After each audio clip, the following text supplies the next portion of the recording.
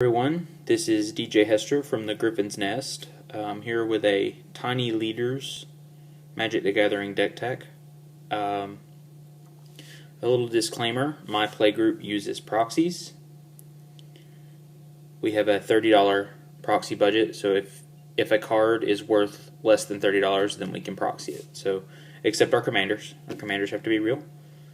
So let's get on in with the deck tech. This is for Marath, Will of the Wild. He is 1 red, 1 green, and 1 white for a 0/0 legendary elemental beast.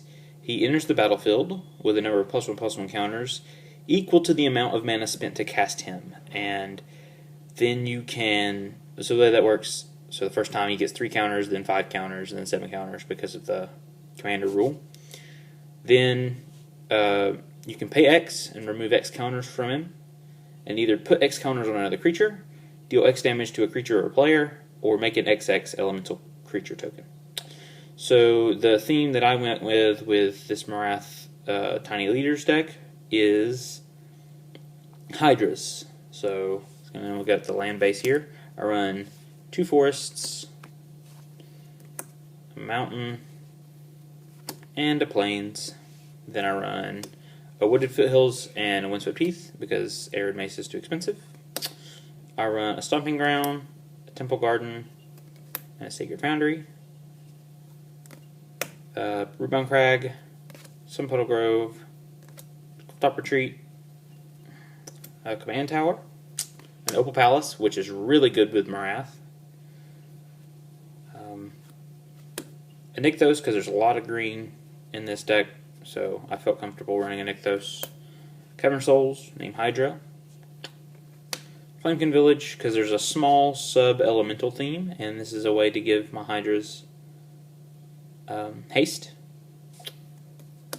I run a Gavony Township and a Kessig Wolf Run. That's should be 19 lands. Then this is my ramp package. I run a Birds of Paradise, good old bot.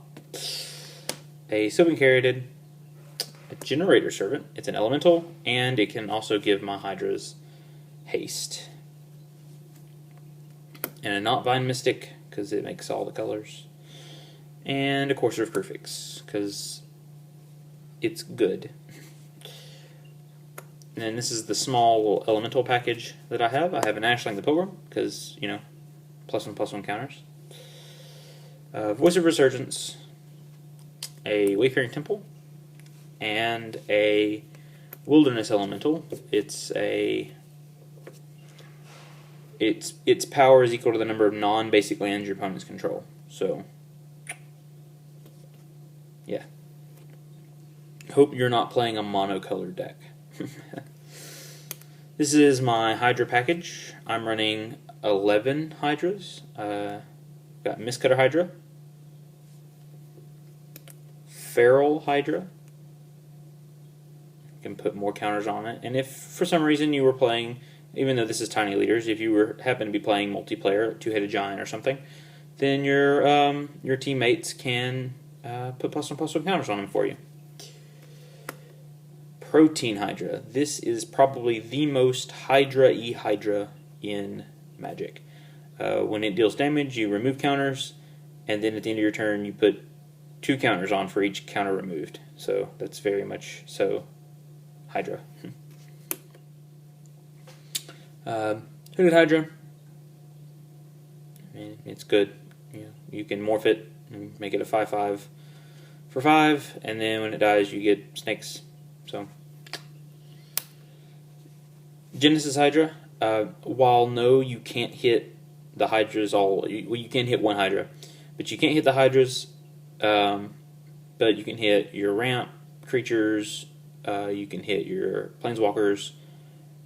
Things like that. So it's good for that. And everything in the deck costs 3 or less, so you don't have to put a lot into them to be able to cast something.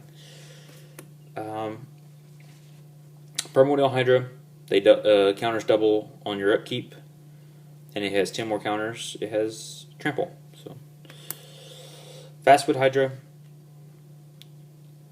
when he dies, you get to move the counters. Apocalypse Hydra, this is really cool. This is one of the 2 red and green Hydras that I have. It enters the battlefield with X +1/+1 counters, but if X is more than 5, then it doubles the number 1/1 counters. So if X is 5, then it has a 10. X is 6, it has 12, so on and so forth. And then you can remove them to deal damage. Savageborn Hydra, double strike, and you can pay mana at sorcery speed to put counters on him. Lifeblood Hydra, it's a great way to gain some life or draw some cards.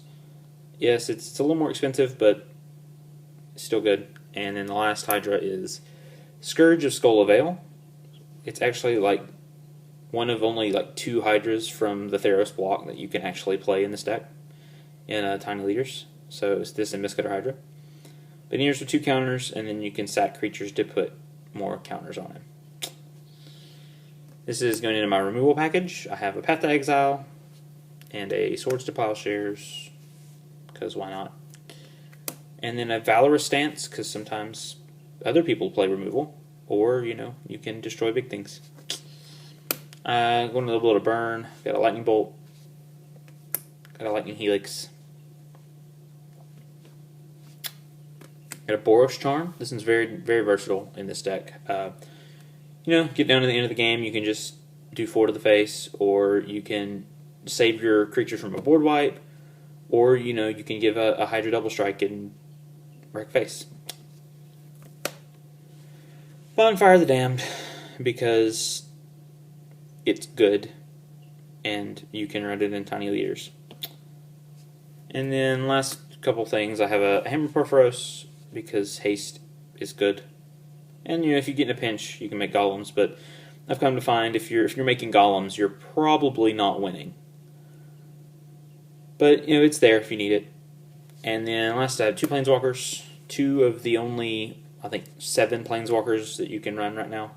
A Johnny Call of the Pride, because he puts +1/+1 counters on it, and then the flying and double strike is not something to, you know, ignore. And then if you ever get there, you can make a bunch of cats. And last is Domri Raid.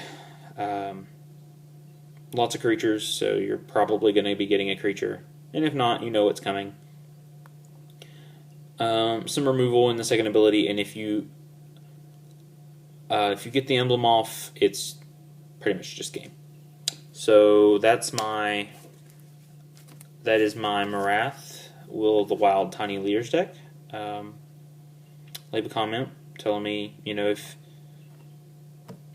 you have any improvements that you might suggest.